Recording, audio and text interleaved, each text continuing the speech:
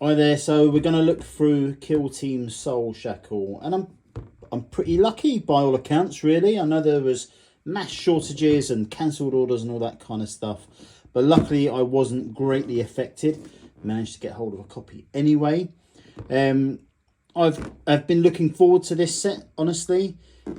Two kill teams that I'm looking forward to, and obviously I like the terrain and all that kind of stuff as well. So yeah, very happy to be doing this.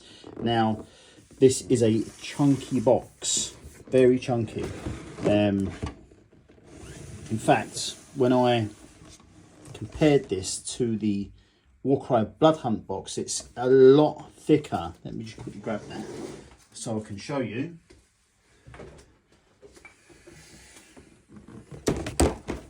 There you go. Not quite. I can't quite get them both in. Oh, look, there you go. That's a better view. So yeah, quite a significant difference between the two boxes. So a lot more plastic goodness in the Killteam box. In terms of content and gameplay and that kind of thing, roughly the same. But yeah, so basically, let's have a quick look at the back. So we've got our two kill teams, our Adeptus RBTs. Is it RBTs or RBTs? Exaction Squad. And then we've got the Hand of Archon. So I'm very much looking forward to this. Let's dig into the box and see what we've got. So RBTs coming back after some time in the wilderness. I'm not sure how much additional content we'll get for them going forward. This is it so far, but let's have a look. Okay, lots of plastic goodness. So we have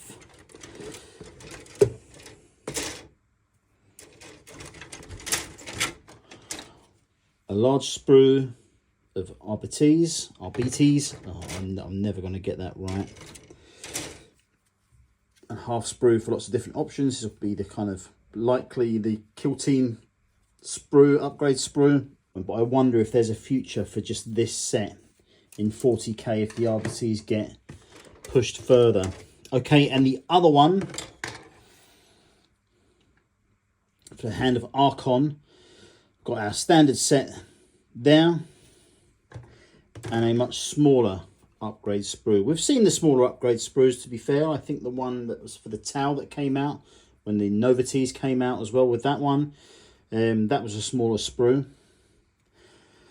But yeah, nonetheless packed with plenty of goodness.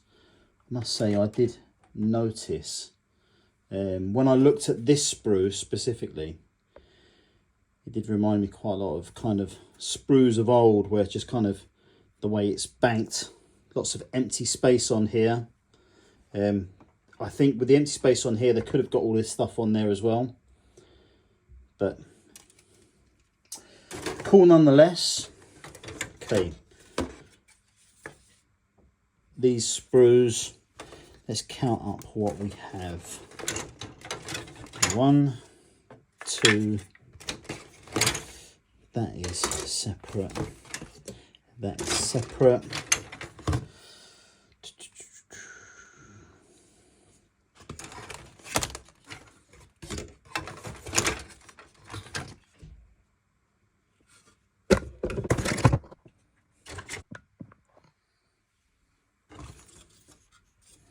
Okay, so 1, 2, 3, 4, 8 sprues of terrain. So this one, so we've got 4 different types, 2 of each. This one we've seen before. That's with the longer wall panels. So we get 2 of those. This one again, longer panels as well. Seen this before. This one's obviously got all the caps on it. So you get 2 of those. Another one we've seen before. These are the shorter wall sections. 2 of those. And then finally, we've got our kind of Soulshackle only sprues. So these include things like, there was that kind of, it looked like a tabletop game of Killteam, but I'm sure it's meant to be some sort of visual display or something like that. You actually get 2 parts, one on each sprue to make just one of those tables. I thought we'd have enough to make 2 because of the way they do the sprues, but yeah, they've done it in the right way to just give us 1. So that is it. Interested to see kind of how these fit when we're putting them together.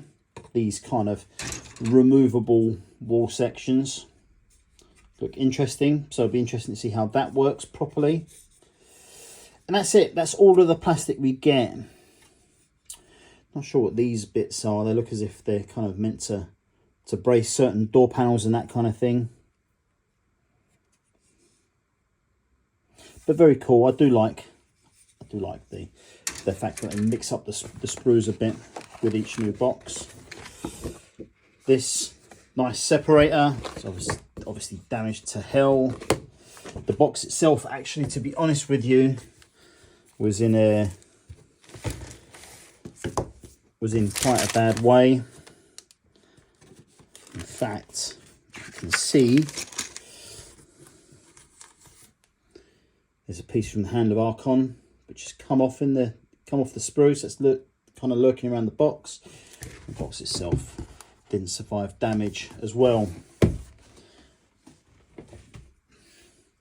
But we don't play with the box, we play with the game. So we've got our Killteam board. I won't get that out. We know what those are though. I'm assuming it will fit nicely with the other ones. All our bases to go with the game. We've got our Adeptus Arbites transfer sheet. They are almost exclusively white with a few black ones. This is quite interesting. Not exactly sure what this is for. Ah, yes, because they're like the police, aren't they? They are the cops of 40k. So yeah, maybe this is them when they're checking for murder scenes and that kind of thing. That would look pretty cool stuck to our board. Very nice. The Scales of Justice. I like this a lot. In fact, I'm recording this on Thursday, so I know that the Lore Masters from Warhammer Plus was all about the Arbites yesterday, so I'll catch up with that. But I am liking these. Very nice. Okay, so let's see.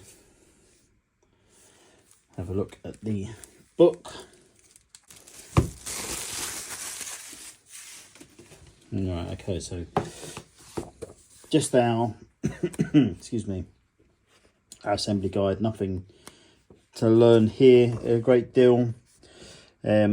Obviously we have a great number of options for how we build our kill teams. There will be the options for the book, which will detail exactly how to do it. But obviously, if you want to use this in 40k settings, you'll be able to find out the best way to do that here.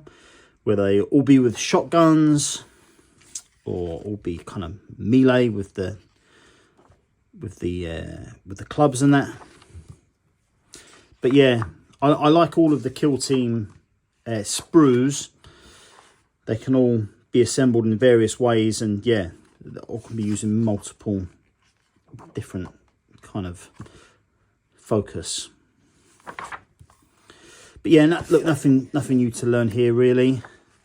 The terrain, most of it goes together in the same way as you would expect, and then obviously various pieces from putting together the stuff for the special sprue. But I'll do a further video on this. I may do an assembly guide. I've got a previous one which I did right way back when Into the Dark came out. If there's enough kind of messing around to be done with the terrain or the new types of terrain, I'll certainly do a new one. Okay, so Killteam Soulshackle. Apologies about the glare. Let's see if I can fix that.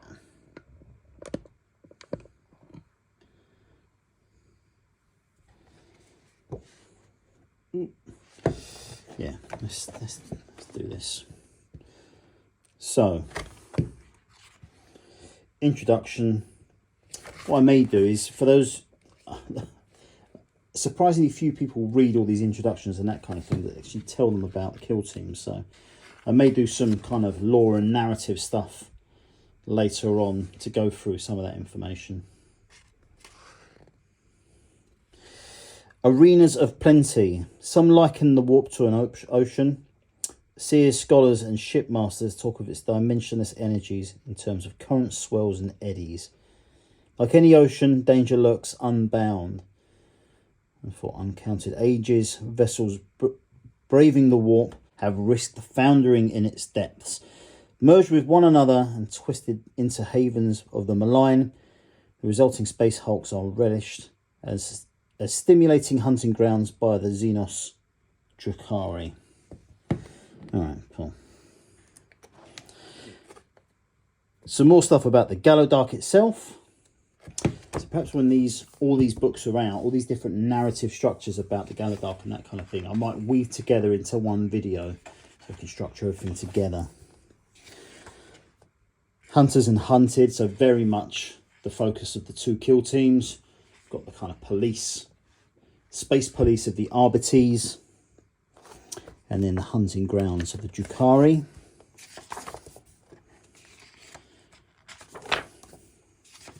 Lots and lots of really cool lore. I don't read enough of this stuff. I'll certainly come back to it though at some point. So information on the Hands of Archon, each individual fighter. We'll come back and review them separately, but let's get into the stats. Now, one of the things that I don't think we get enough diversity within the kill teams that we receive in these books. Certainly they play differently and that kind of thing, but for the vast majority of the kill teams, they have similar movement and wounds and all that kind of stuff. And that is the same here, really. Same number of models, mostly. We get a doggy with the Arbites. But, yeah, not enough true diversity. But, okay, so movement, 3 circle. That is throughout the kill team, which is good. So this is Drukhari. All a defense of 3. All saving on 4s. Everything has 8 wounds except for the Arc Cyberites or Sybarites, which has 9 wounds. They all have an APL of 2. So cool. Okay, and then Arbites, let's move on to that. Cover all their tac ops and that kind of stuff in a separate video, but I think just where we're sticking to just an unboxing here, we'll keep it as light as possible. So here we've got 8 wounds for the Arbites Proctor Exactant, and it looks like 7 for the rest. Let's see what the dog, where's the dog?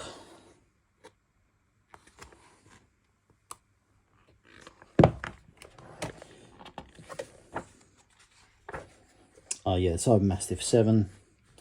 Movement 3 circle across the board. Cyber Mastiff also 3 circle. I was wondering if it was going to get some more, but no. All 4 ups on the saves, except for the Subductor, which is a 3 up. All AP levels, limits of 2. All defenses of 3. Okay, fair enough. Right. Then obviously we've got all the equipment and that kind of stuff, which we won't look at right now. Gallowdark. So working through hatches and that kind of stuff. All this kind of thing we've seen before. The wall cover and that kind of thing. Seen it all before. What have we got for Soulshackle? Right, okay, so this terrain here, kind of these areas here, they've got them as breach points, open and closed. So that's how they're talking about those. Got the console, auger display, control lectern, hololift dias or dias, and a relay station. And then we've got a hatchway jammer. That's what these bits were. So they press up against the hatchways. Hatchway jammer terrain feature has the traversable trait. It has no other traits, so it does not provide cover. The mission will specify who sets the hallway jammers.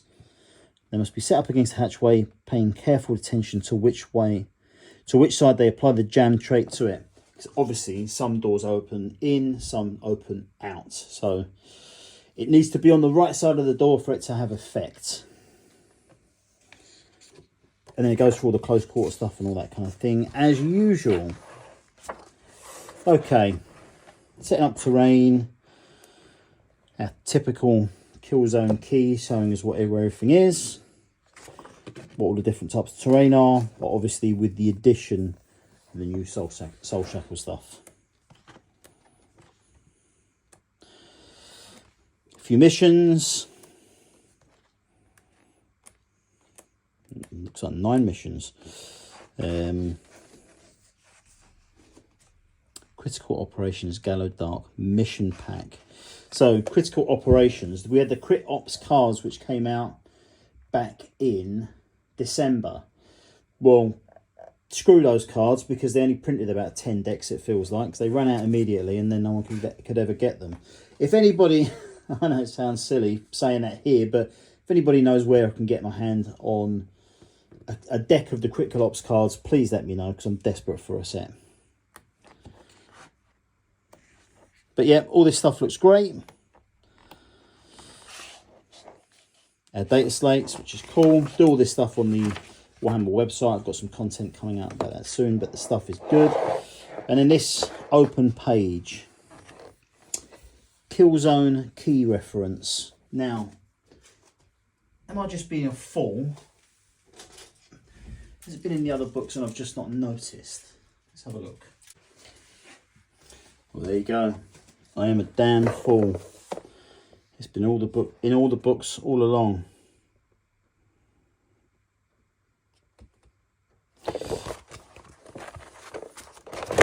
That is the Shadow Vaults book there. Which by all accounts I was lucky to get that box as well, because they only printed about 10 of them as well. But there you go, that's that. Very happy with it, to be honest with you. I'm more of a hobbyist than a player, to be honest with you, so I'm looking forward to putting these guys together. I'm not much of a painter at all, and I have a whole load of content coming out as to why that is very soon. But yeah, we'll get onto that on another video. But thanks very much for watching, guys, much appreciated. I've got stuff coming out in the next few days about the Regiments of Renown. I've got an unboxing coming up in the next day or so with Warcry Blood Hunt.